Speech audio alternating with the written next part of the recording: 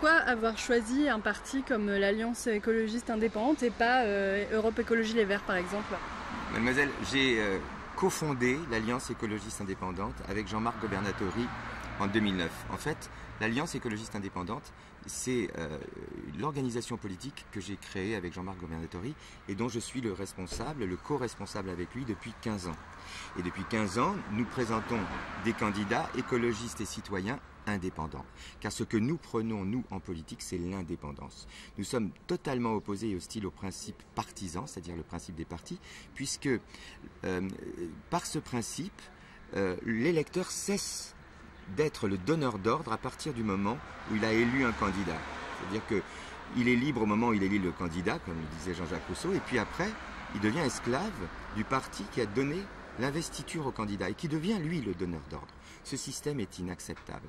Et c'est parce que ce système est inacceptable qu'il corrompt la démocratie. Nous, ce que nous voulons, c'est restaurer la démocratie en France. Et c'est pourquoi nous nous battons au sein de l'Alliance écologiste indépendante et de 100%, c'est-à-dire les 25, le collectif de 25 mouvements écologistes, végétalistes et citoyens qui se sont regroupés et fédérés autour de l'Alliance. C'est pour ça que nous combattons pour que des candidats écologistes citoyens indépendants puissent rentrer à l'Assemblée nationale.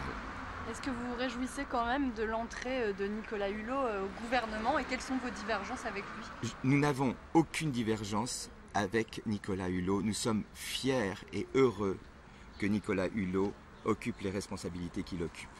Et ce que nous attendons justement de Nicolas Hulot, c'est qu'il incarne cette indépendance, quitte à résister à ceux qui l'ont nommé. C'est vraiment ce qu'on attend de lui. On attend qu'il conserve son indépendance, sa liberté de parole, sa liberté de vision et d'action. La tragédie pour nous tous, ce serait que Nicolas Hulot soit inféodé au système partisan parce qu'il est justement, il a mis un pied dans la citadelle. Nous, il fait partie, Nicolas, de l'espoir que nous avons de voir la société politique modifiée par l'indépendance de la société civile. Nous, ce que nous craignons, c'est qu'aujourd'hui, finalement, les candidats de la société civile soient absorbés par les politiciens qui les encadrent et qu'ils ne soient en fait que des recrues, des nouvelles recrues d'un parti qui vont s'inscrire dans le système partisan et fonctionner comme ont toujours fonctionné les politiciens dans le cadre du système partisan. Pour nous, c'est clair. C'est l'électeur qui doit rester le donneur d'ordre et nous réfutons le principe comme quoi le parti politique est le garant de la bonne relation entre un électeur et l'élu. Il ne doit y avoir aucun go-between, aucune interférence. Un électeur et un élu, ils doivent être en relation permanente sans aucune interférence et sans que un parti, j'allais dire, ne se substitue à la souveraineté de l'électeur.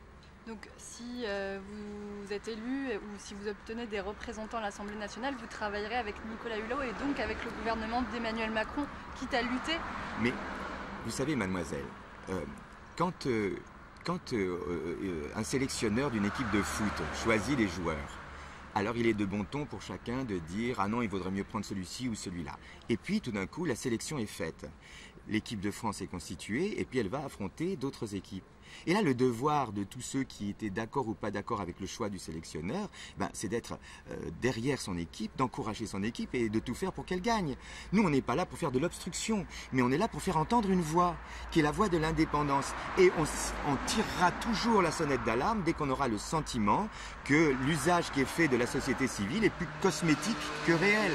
S'il est cosmétique, c'est une très mauvaise chose qui est en train de se passer. Mais s'il est réel, si aujourd'hui la société civile et les représentants de la société civile qui arrivent à l'Assemblée nationale avec En Marche ou pas avec En Marche, affirment et font preuve d'indépendance au sein de l'Assemblée nationale, eh bien nous serons satisfaits. Mais nous sommes là pour dire attention, nous ne voulons pas aujourd'hui que l'usage qu'on fait de l'image et de l'étiquette société civile soit uniquement un usage cosmétique qui finalement empêche l'indépendance de s'affirmer au sein de l'institution. Là aujourd'hui vous avez décidé de venir à Dijon, vous venez en région, pourquoi est-ce que c'est important les régions pour vous? Avec Jean-Marc Gobernatori, on présente dans toute la France 500 candidats et 500 suppléants, c'est-à-dire donc avec 100% et l'Alliance écologiste indépendante. Eh bien, mon rôle, moi, en tant que coprésident, c'est d'animer justement et de les aider à se structurer et à leur donner les moyens de leur indépendance. On n'est pas là pour leur donner des mots d'ordre, on est là pour leur donner les moyens d'être indépendants et libres. Il n'y a aucune espèce de discours imposé. On est ensemble d'accord sur des valeurs fondamentales, hein, qui sont le respect du vivant, l'autonomie, la co-responsabilité, la fraternité, la prédilection des micro-circuits en termes économiques, sociaux, politiques, etc. Mais ça, c'est une base, c'est le fond. Après, vous savez ce que disait Victor Hugo, hein, la forme, c'est le fond qui remonte à la surface. Mais chacun de nos candidats est souverain, il construit sa campagne, c'est lui, il est souverain et c'est lui qui, dans son secteur, trace les revendications, le programme qu'il souhaite défendre, la vision qu'il a, justement pour faire émerger au sein de l'Assemblée nationale ce fameux fond là, pour qu'il remonte à la surface. Vous voyez ? Merci, monsieur le maire. Le fond commun, voilà. Merci mademoiselle. Beaucoup.